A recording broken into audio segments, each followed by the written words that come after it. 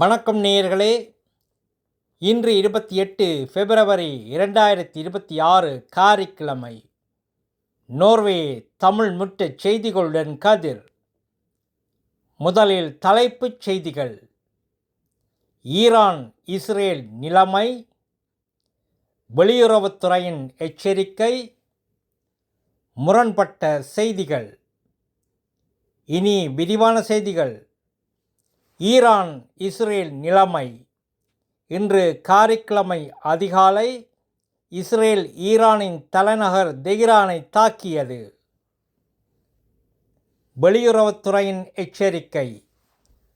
Norway வெளியுறவுத்துறை நடுவண் கிழக்கின் 10 நாடுகளுக்கு புறப்படுவதை தவிர்க்குமாறு எச்சரிக்கை விடுத்துள்ளது.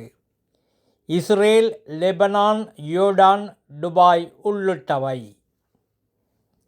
முரண்பட்ட செய்திகள். நெதன்யாகு மற்றும் ட்ரம்ப் ஈரான் தலைவர் கமேனி இறந்தார் என்கிறார்கள். மறுக்கிறது ஈரான்.